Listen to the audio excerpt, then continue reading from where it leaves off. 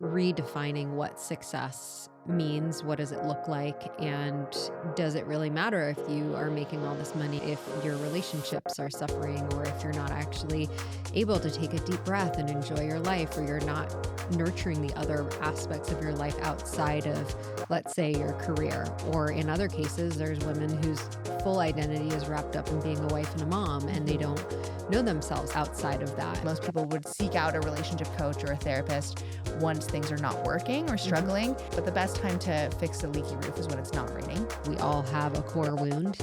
And for some people, that's around love. For some people, that's around money. For some people, that's around food and body image. For some people, it's around sex. Like, we all have a core wound of some sort. You have to choose between disrespecting another person and self-respect. You have to always choose self-respect. Yes. And that it's actually like a lifelong mission to disrespect as many people as you possibly can, if it means respecting yourself.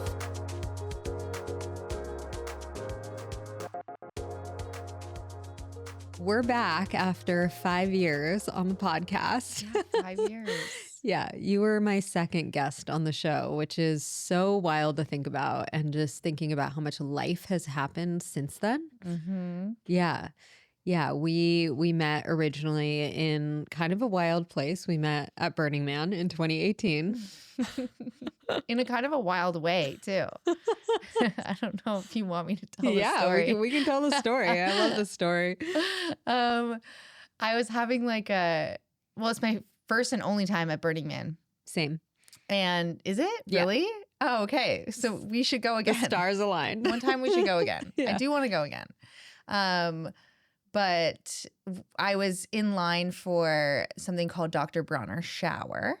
And before that, like, being nude and seen by anybody, like, was kind of my worst nightmare.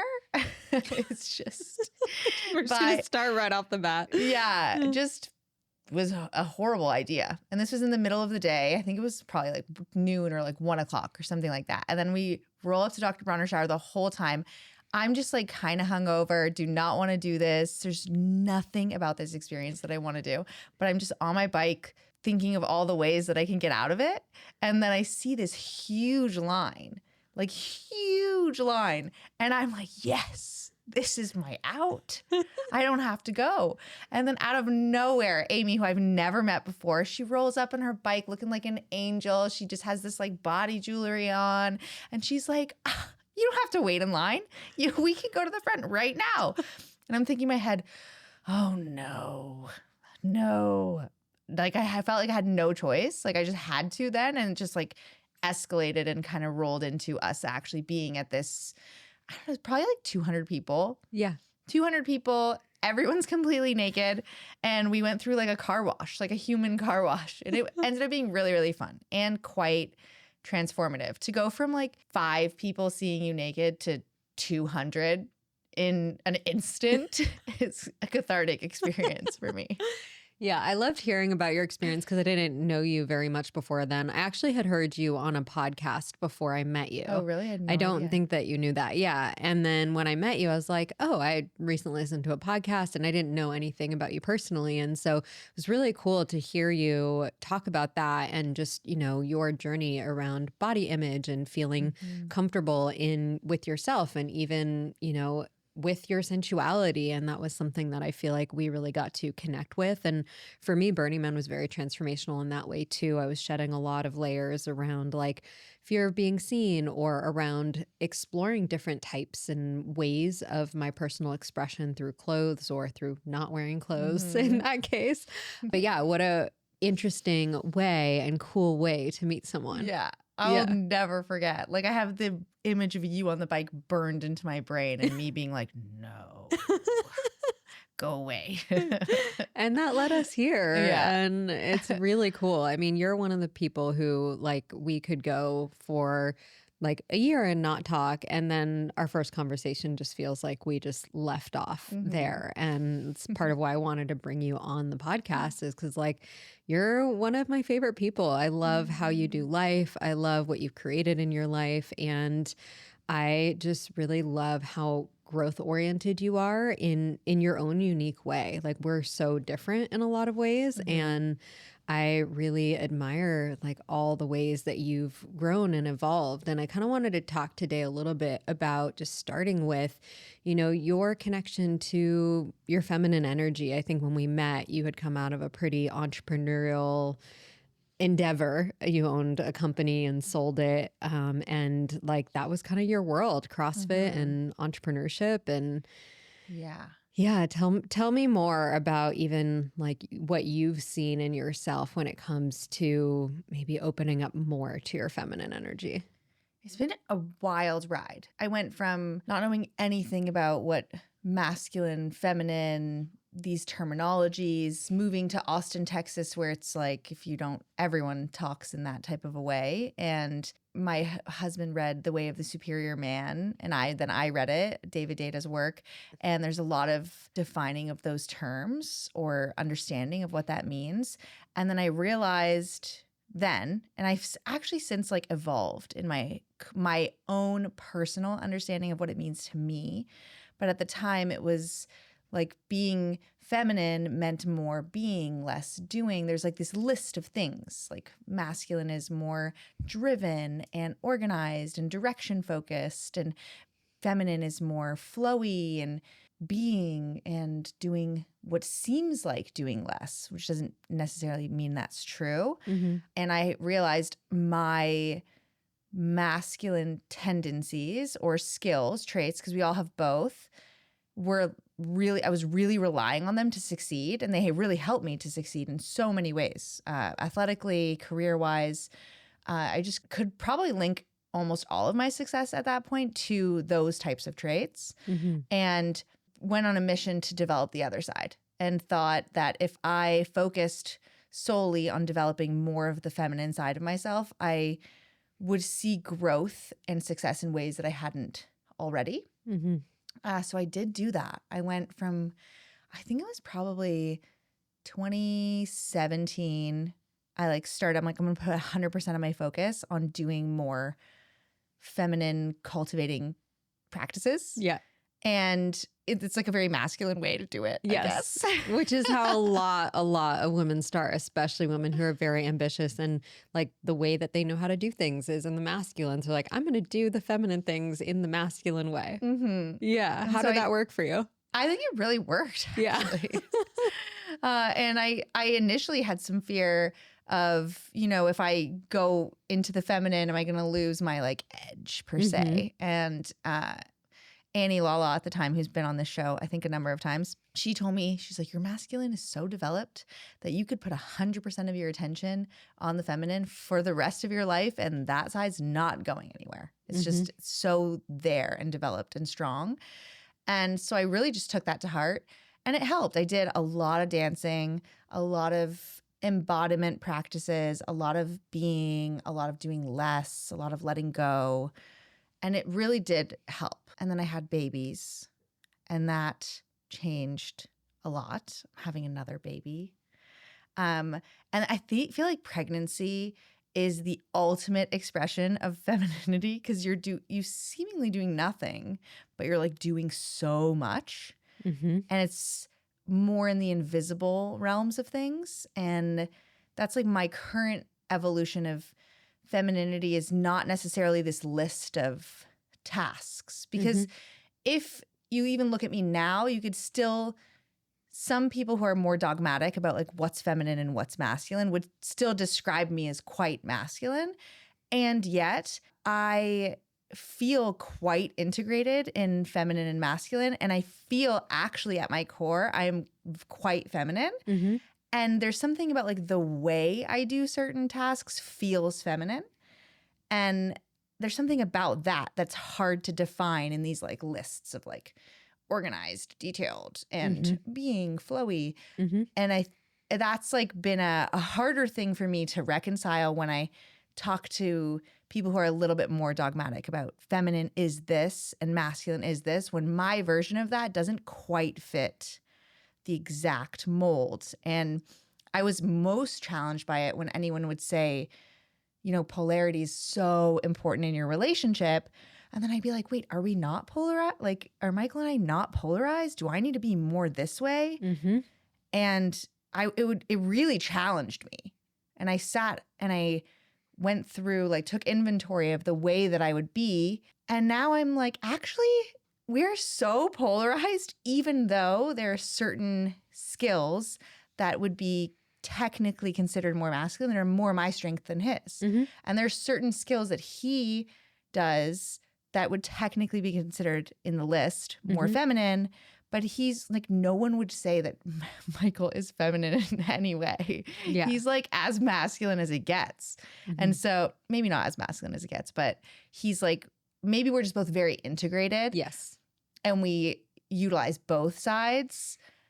But I feel quite polarized in my relationship. So I've had kind of I don't know if that helps explain my rocky journey. It is a journey. And I really love that you're articulating it in this way, because ultimately when you are integrated, it really is more of an embodied experience where it's not like, okay, I'm going to be more in my masculine now. I'm going to be more in my feminine now. It is this ability to flow and ebb, and then to know, okay, what do I need right now in this chapter and season of my life, in my relationship as a mother? Like, there's so many things that are outside of us that are always fluctuating. And so the more that we can be in touch with these different parts of ourselves and get to know what it feels like for us, not what it looks like for someone else or how it should be based on like the logical definition of it. Yeah. I think that's really where the embodiment of this work is. So, and it makes sense. I think whenever we're learning something new, there is this logical way of, oh, I need to understand this so then I can implement it. And I think everyone kind of starts there. Like, you've got to see, oh, these are the concepts, which is like reading the books. And then, like you said, it's actually, oh, what if I went really deep into my feminine and I explored things like embodiment and dancing? And another thing that, you're an artist, you play piano, you do wood burning, you do so many cool things, and interior design, and a lot of those, diving deep into that. And it's like, oh, what does it feel like when I'm doing those things? Right. And I love what you said about that Annie told you about not losing your edge, because I think that there are, a lot of women who have built their success or built their identity around using the skills, the masculine skills, and they're afraid, oh, if that goes away, or if I am disconnected from that, then who am I? And am I still going to be quote unquote successful? And you mentioned this a while ago around how our society doesn't value feminine attributes, like soft skills, I think is what you like, the intuition. invisible realms. Yeah, intuition and magic and creativity. Like, our society, Western society, is very much rooted in the logical, in the practical, in the science. And I think as a culture, as well as individually, a lot of us are like, but wait, there's more to us than that. Like, that's part of us, but there's more to us. So how would you say, like, even how it feels as you've maybe integrated more parts of the masculine and feminine within your life, like any descriptive words of how it feels for you differently now, like how you feel different with more of an integrated masculine and feminine? I think there's like the feeling, like what it actually feels like in my body, and then how it's impacted the way that I move about the world and how I think about the world. And those are like, I'm going to try and keep those loops in my mind. We'll track them. Apparently your gray matter shrinks when you're pregnant. When you're pregnant.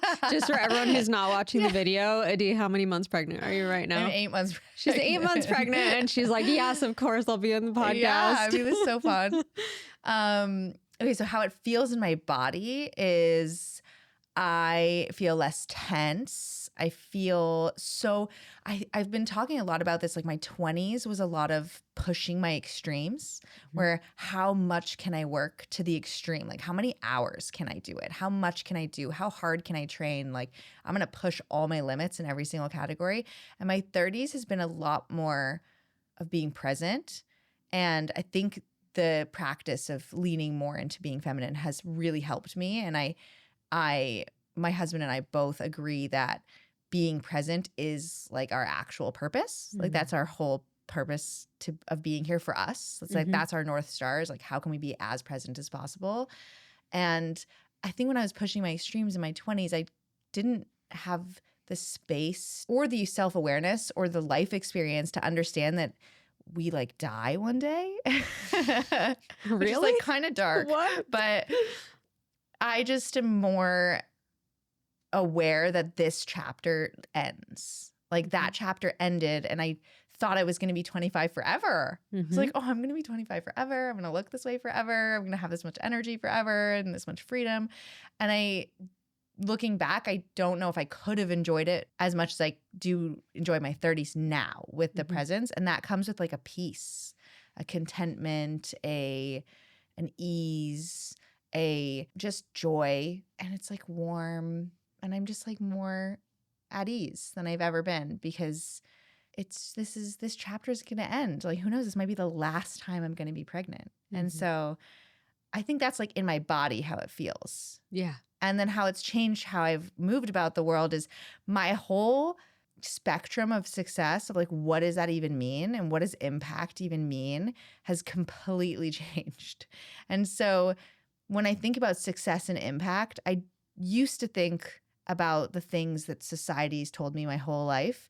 And everyone, it's like the more tangible, like how much money you make, how many employees you have, what do you do for a living, how many followers do you have, what things do you have, how many relationships do you have, whatever it is.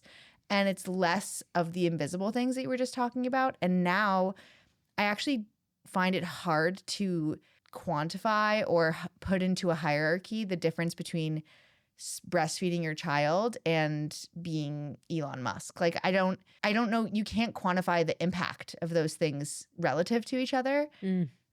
One is like way more glamorous and way sexier and way easier to see, but the spending the time and being in that like nourishing space with your child, the impact of that is not really easily quantifiable. Like how does that impact who they become? And how does that impact the type of impact they have or the people they interact with or like this one interaction they have with someone that leads to something else? Like you can't know the impact that has. And so I just more so feel like I can now be present and be more aware of who I am and what I want, which is still evolving. I'm hoping my 40s is more like I know who I am Yeah. and I can lean more into that. But right now I'm in the discovery. Who am I really? And Yeah. what matters to me and what are my values? And that's where I'm spending more of my time now. And yeah, I just see success differently. Mhm. And I think it's cool to do the other things. Yeah. Yeah. I think a lot of people are really in this inquiry. I think especially women, but people in general of like redefining what success means. What does it look like? And, does it really matter if you are making all this money and you have all these accolades if your relationships are suffering or if you're not actually able to take a deep breath and enjoy your life or you're not nurturing the other aspects of your life outside of, let's say, your career? Or in other cases, there's women whose full identity is wrapped up in being a wife and a mom and they don't know themselves outside of that. And so there's these questions. And really what I want to highlight that you just said is like there's the shift from success being quantitative to qualitative, where it's like, what is the quality of our life, right? And I think that's a deeper spiritual and philosophical conversation rather than just like the Western world of success. Yeah. Like I fold my laundry for my family and I'm just like, not every day, but most days, I'm just like giving love to my family. And I actually find like I can find the joy in that the same way. It's not the exact same. It's not the same dopamine hit of like business success, but it's just equally as important. Yeah. And for context, like in Adee's earlier career, you built a very successful business kind of unexpectedly in a way. And it's really cool to see like that was, a big part of your life and that there's this new era of motherhood and this new era of how you're showing up and sharing your love and your skills and your presence with your kids and pursuing different passions and projects too. Yeah, and maybe I'll do it again in the future. Yeah. Who knows? Yeah. Who knows? Maybe when they're like, I don't know. Who knows? You never know. Yeah. Yeah. There's a few other areas that I really want to touch on today. You've mentioned your relationship with your husband, Michael, and like really exploring the polarity pieces. And I really see you two as not just in a relationship or a marriage, but in a partnership. Like the way that you both show up to be in relationship with each other, to contribute to each other's lives, to build a life together is so inspiring. And so, yeah, I'm curious if there's any specific, whether it is certain values that you and Michael share or philosophies that you guys are really into right now that really support that partnership and that union that you have together. Yeah. Some of it is probably luck, like meeting at the right time in the right place. And then also being raised by the families we were raised by with the examples we were raised by. So I think some of it is actually completely outside of our control. Like his parents are still together and madly in love, and my parents are still together and madly in love. And having those examples is, we can't fully understand how that impacted our relationship together. But I think it's immense. And then there's the piece of, we actually have like our foundational values overlap a lot. Like both of us really, really value integrity. We really, really value relationships, community, and those are our like North Stars. Family, relationships, community, integrity, and just constantly like self-inquiry of, are we being the kind of people that are aligned with those values? He's much better at it than me. He's had way more practice.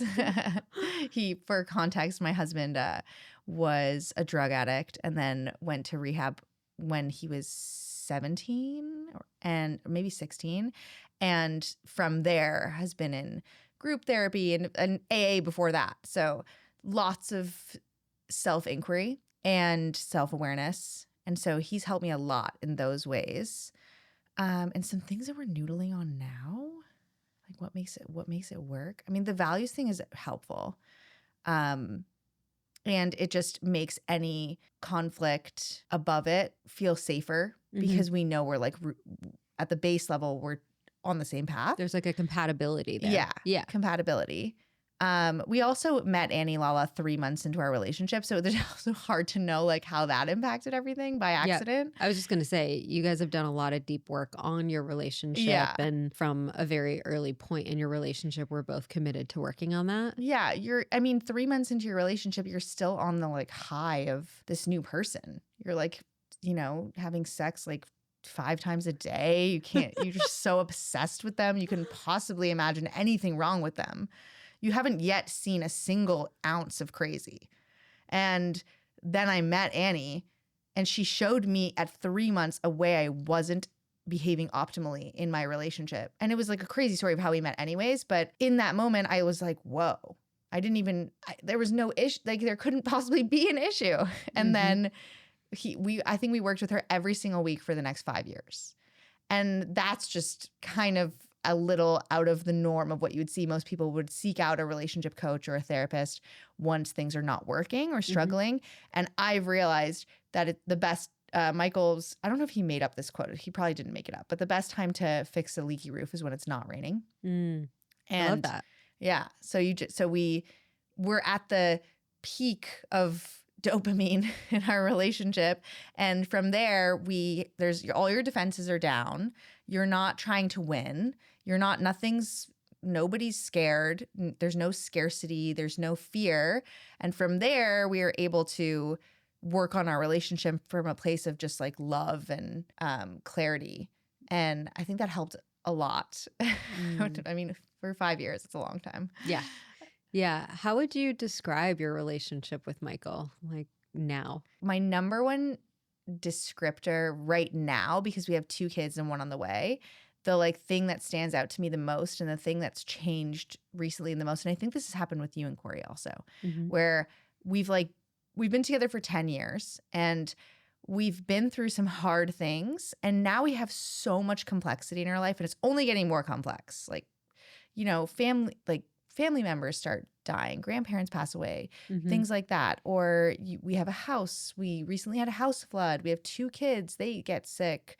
We have another kid. Like there's so much going on. I think you said something recently about how now you guys are entering into zone defense now that you have 3 kids and 2 parents. Yeah. It's getting a little more complex. It's getting more complex. And one thing I've realized is we kind of operate a little bit like I don't know what it's called, the type of leadership in Navy SEAL teams Mm. where there's no explicit clarity around who the leader is. Mm-hmm. Like I'm not like, I'm leading now and you're going to follow me. It's just more of an implicit understanding because we've done the work on the front end, Mm-hmm. and there's a seamless exchange of leadership, and we just really work very, very well as a team. When things can go really wrong, and that's actually when we like thrive. It's like, okay, this is our opportunity to like put our game faces on and we both just start doing what we know we're responsible for and take each other's leadership, and we just flow in and out of that. And that, we were talking about this last night, that feels so good to know that we can go through really hard things and our relationship actually thrives in those moments. Maybe that won't be true forever, but Mm-hmm. for the really hard things we've gone through so far, that's where we actually do our best work. And we're just really good teams. We're really good friends. I mean, I think he's so hot, so that helps a lot. Like, he's so hot to me. Yeah. And he just gets hotter. And Like, you get to have that. I look at Yeah. pictures of him when we first met, and I'm like, I just helped you really glow up. Yes, you did. He has long hair now. Aw. He's hot. Yeah, I feel like you helped each other glow up, which to me really is the purpose of relationship, is to grow and to add value to each other's lives. And you were sharing earlier how, because Michael had done a lot of his own personal development work, he invited you into that world really to do that work. And you have also invited him into his own growth, including his glow up as well, which is so cool. Yeah. Yeah. And that teamwork is so huge. I mean, like you said, Corey and I going through a hurricane together, like that Crazy. literally added, I don't know, I think we said like 3 years of trust in a matter of 2 to 3 months, where we really got to see each other's character of how do we meet adversity? How do we show up in adversity? What are the skills that he has that I don't have, and vice versa? Like, how can we complement each other to work through something that's very unexpected and very challenging? And I think that oftentimes challenging experiences can either make or break a relationship. Yeah.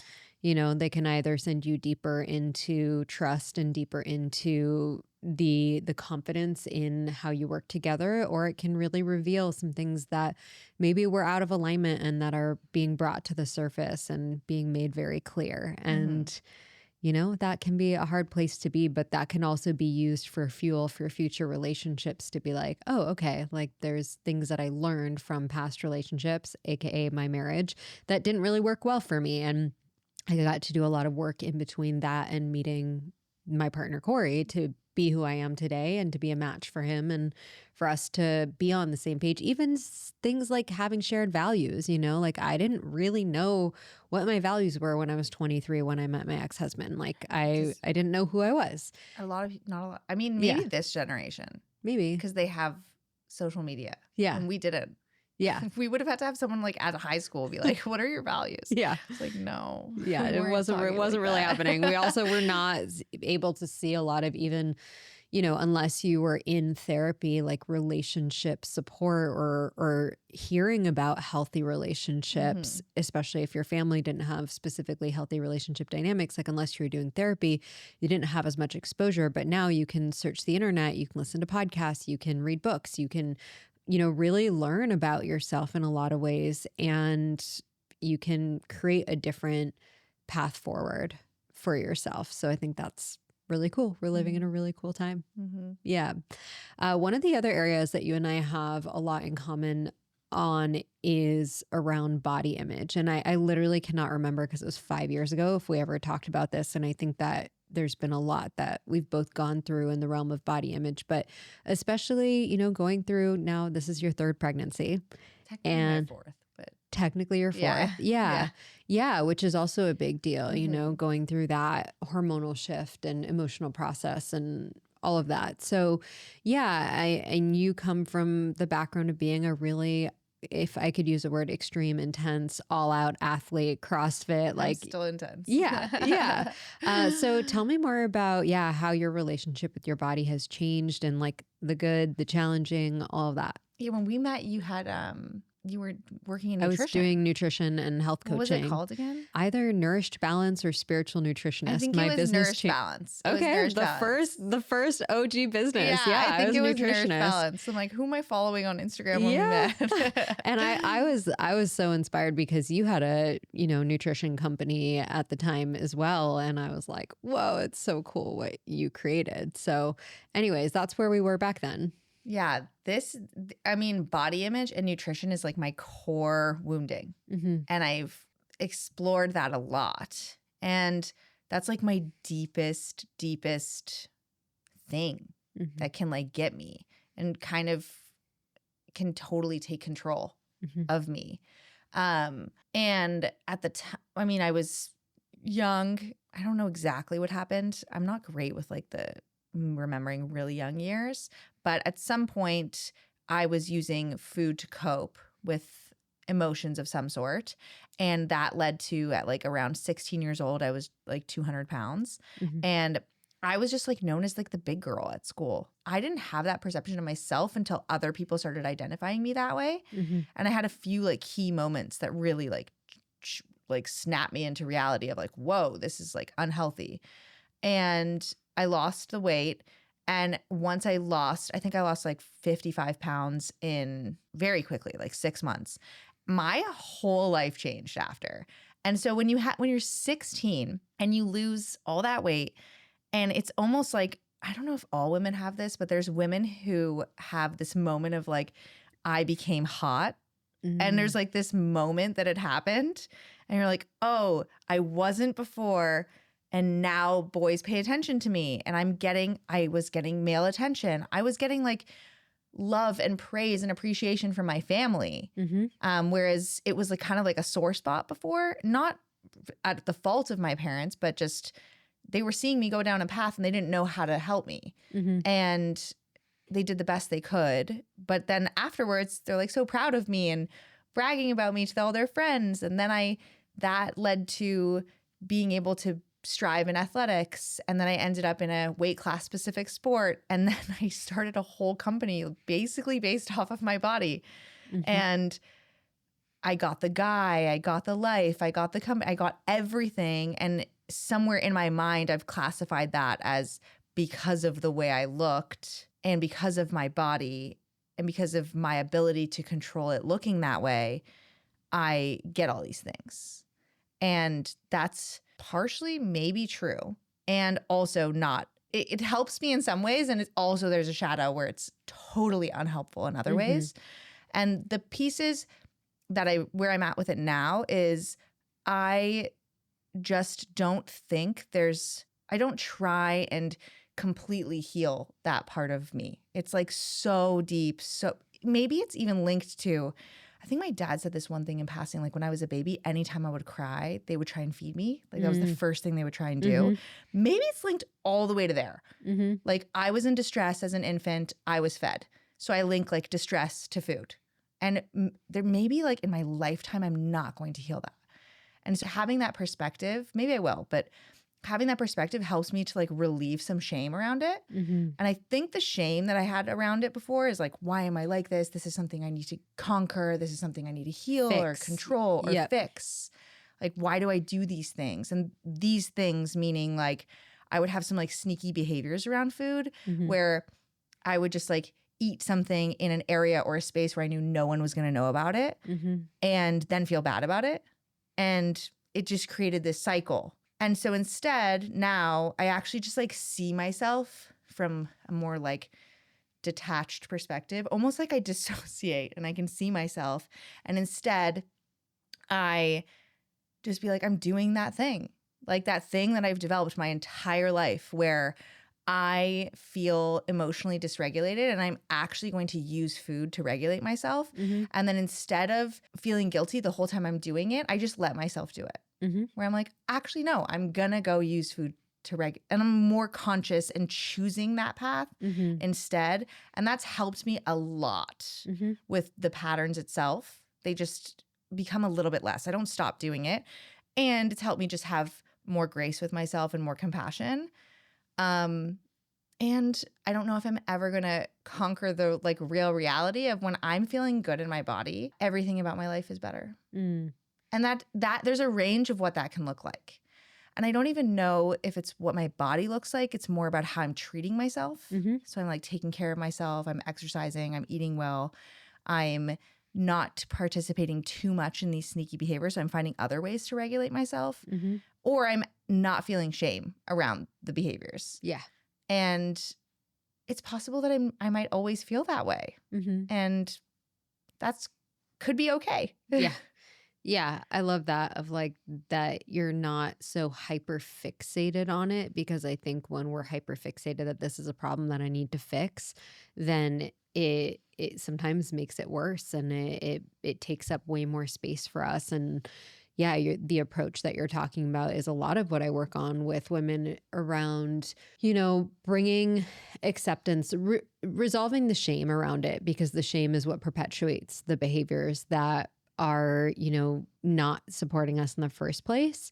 And so I think that is such a huge piece of taking out the added pressure of the shame, which makes us do the behavior more and more often. Mhm. Right. And I think we all go through phases and cycles. And just like you said, we all have a core wound.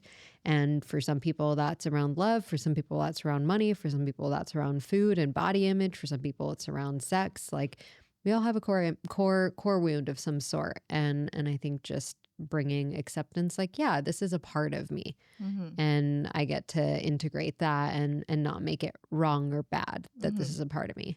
So huge. Yeah. The another like Annieism is that if you have like an aspect of yourself that you don't love and accept, that piece of yourself just digs its heels in. Mm-hmm. And it's like, no, you need to love and accept me. Like you must. It gets louder. Yeah, it gets louder. And it could be the same like even in a relational dynamic or an intimate partnership where your partner's not loving and accepting this piece of you. They're like, oh, I actually won't love you until that changes. And then that piece of you is like, hell no. Like, Mhm. no, you're going to love me just the way I am and hold me in high regard and stand for my greatness, Mhm. but not blame, shame, or make wrong that other piece of myself. And I try to do that with my own self Yeah. instead of just not making it wrong and loving it. And I do it with my kids too. We call it boo-boo head. Tell me more. They're like, Tell me more about Boo Boo Head. like they're, when I can tell that more my son in particular, when like a piece of himself comes out that it has like a quality to it. I know he's like not in control. Mhm. And that piece of me is also not in control. It's like it's taken over and I can see it, but I can't. I'm in this spiral. I can't stop it. And I kind of see it happening with him. And it's either like he is just being like, I mean, he's almost 5, so we can actually talk about this. Mhm. But he grabs something off the counter without asking and just like is more destructive or more aggressive. Or I said his name and I'm just trying to get his attention. He hears it and he just keeps going. Mhm. Little things or like leaving spaces without asking. And these are like things that he does on the extreme end of kids of his own age. And a lot of it's like safety. Mhm. And I'll just be like, hey, like, are you feeling like boo-boo head's coming out a little bit? Yeah. And he's like, yeah. And I'm like, we love boo-boo head, but like we want Shy to come back. We want Shy to come back. He's like, okay, goodbye. And then he points it out with me. Like if I raise my voice or I get a little too loud or a little too angry, he's like, your boo-boo head's coming out. Can mama come back? And I'm Aw. like, you're so right, dude. You're I love so that. right. But I'm trying not to like make boo-boo head like bad Yep. or wrong, but it's just it's like a piece of ourselves that we want to love, but also tame. Yeah.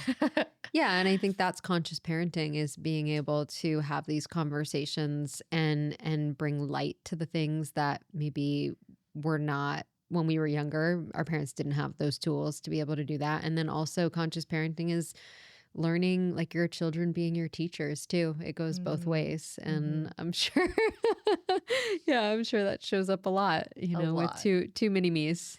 Yeah. Yeah. On like polar ends of the spectrum. Yeah. Yeah.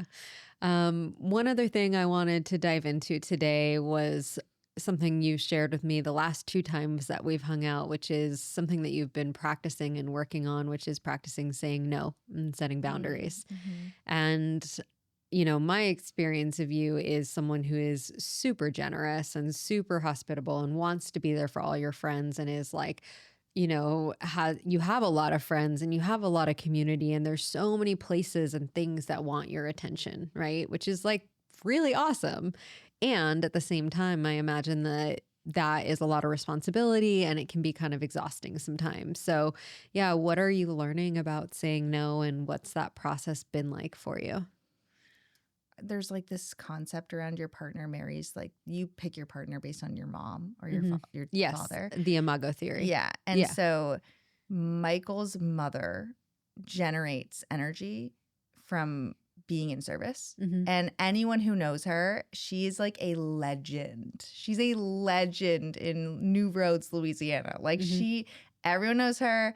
She is the epitome of who she is like she's walking the stroller in the morning for her 3-mile walk or run that she never misses. She got 3 grandchildren in the stroller, and every 5 minutes somebody's calling her Hmm. with a new problem that she needs to solve, and she's like happily solving those problems while at the same time she's like buying that like chair that her daughter said that she needed in passing, and she's like, oh, she's gonna just be delighted by that. And then she's doing this all at the same time.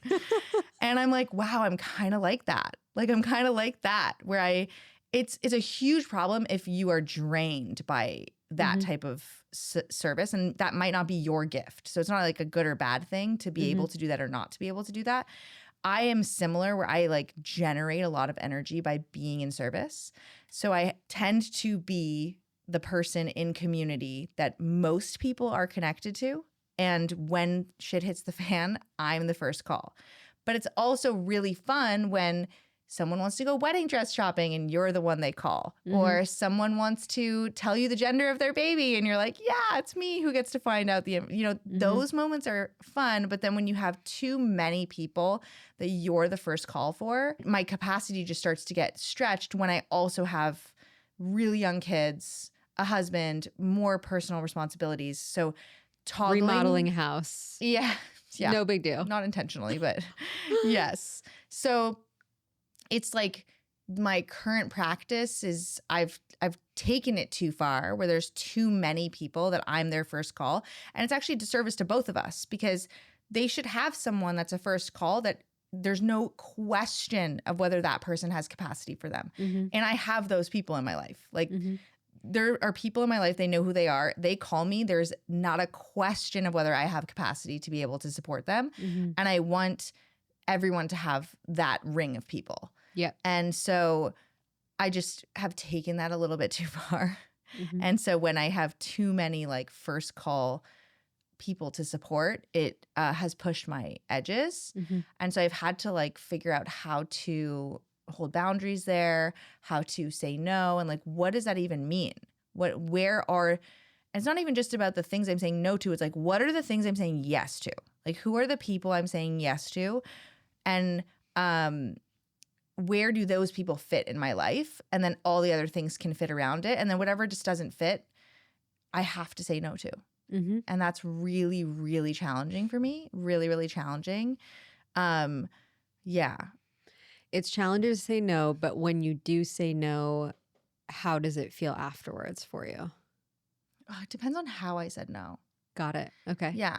Because if you say there's a way to say no that still allows somebody to keep their dignity and it's kind.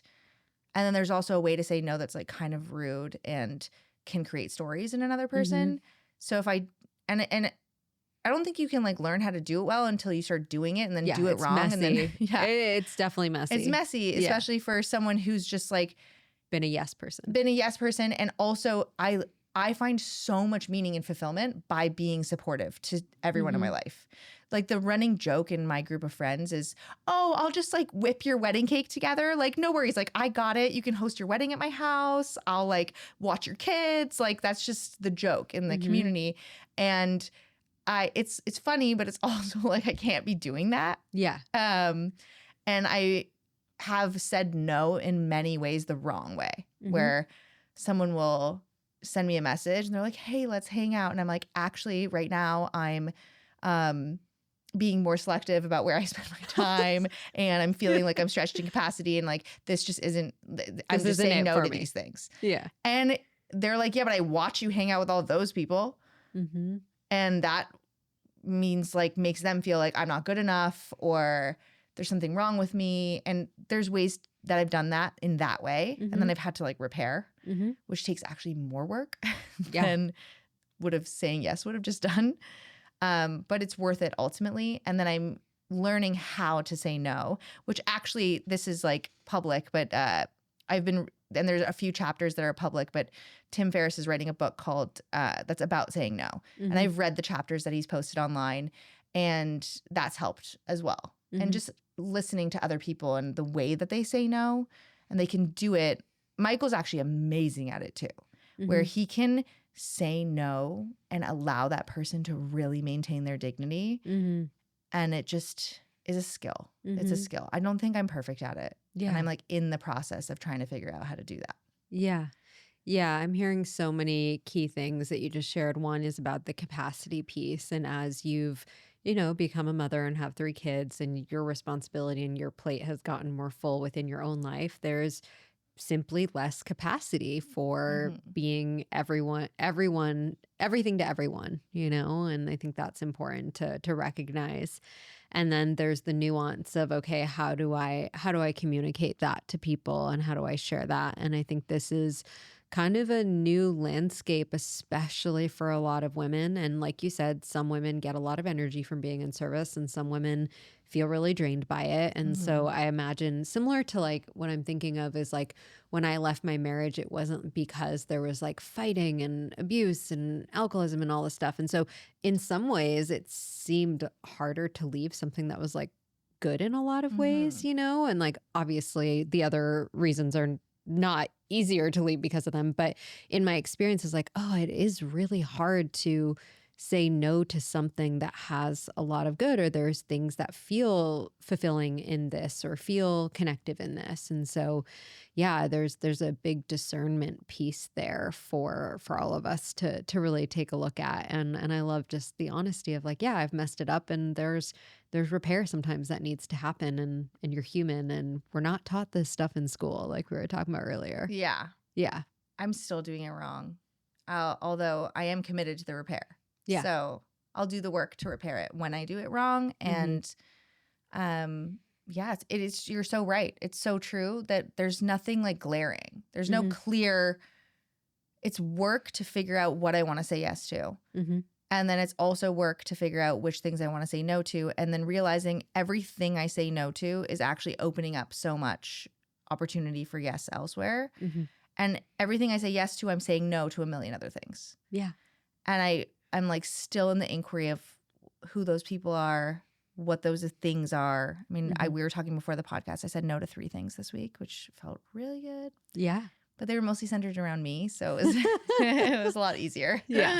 Yeah. It's harder when there's someone else involved, and it's going to, might have an impact on their feelings or how they feel in your relationship. And yeah. And you mentioned earlier about how, your 30s, you're really in the space of really getting to know yourself even more. And for me, that's been a huge key to that discernment of the yeses and the nos. The more that we do know ourselves, the more that we listen to our truth, and we let go of, worrying about how it's going to impact other people, which doesn't mean that you don't care, but it's like they're an adult human, and like there's going to be some times where people feel hurt, and that's not our responsibility to always take that on. We can consider that, but at the same time, like, this is your life, and you need to do what's right for you. And the more that you do that, the happier you are, and the more you can actually show up for the people that you're saying yes to. And that's what I've found more of is like, when I actually say yes to the things that I really am a yes to, people can feel that, and I can be more present, and I have more capacity for those yeses.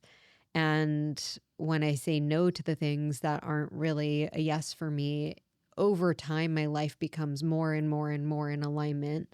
It becomes simpler. It becomes less people. It becomes less things that were kind of gray area for me before. But I mean, that's the process. Yeah. Wait, there's 2 things in what you're saying that I think are really, really good. One, it's like I'm sure you've read Untamed, Glennon Doyle. Yes. So Love that there's book. something in that book that's like, if you have to choose between disrespecting another person and self-respect, you have to always choose self-respect. Yes. And that it's actually like a lifelong mission to disrespect as many people as you possibly can, if it means respecting yourself. Mm-hmm. And that's like confronting. Yeah. I mean, she says it in the most poetic way possible, but she's amazing. That book's so good. I love that So book. good. Yeah. I listened to that on audio, and I listened to it during the pandemic, and I loved the audio version of it. So if you haven't read Untamed, I feel like every listener is going to freaking love it. And like reread it. Yes. And I read it before becoming a mother, and I bet reading it now Mm-hmm. would be even different because a lot of it has motherhood themes in there, even if you're not going to be a mother or like a mother to yourself or Mm-hmm. your own relationship with your own mother. So good. And then another thing, maybe it's even more than saying no for myself personally right now, actually in my 30s is one big lesson I'm working on right now is just being okay with being misunderstood. Mm-hmm. Which I think is like a little bit of what you're pointing to. It's I'm going to hurt people's feelings, and I can let people have that experience and just be more grounded in who I am and knowing the kind of person I am and knowing the values that I stand for and knowing how seriously I take that. And if they have a different experience of me, I can be okay in that dissonance. Mm-hmm. Which is so hard. Like It so is. hard, especially in people you think know you well and actually have intimate experience of you. To allow myself to be misunderstood by them is very challenging. It's very, very challenging. So then I just want to be like, yeah, I'll make your wedding cake. Yeah. I'll babysit your kids. Yeah. Yeah. I'm excited to see what opens up for you as you continue to refine that. Because like you said, when you are saying yes to the things that are really a yes, or I guess when you're saying no to the things that are really a no, you create more space for the yes. Mm-hmm. Mm-hmm. Yeah. That's what I'm here for. So good.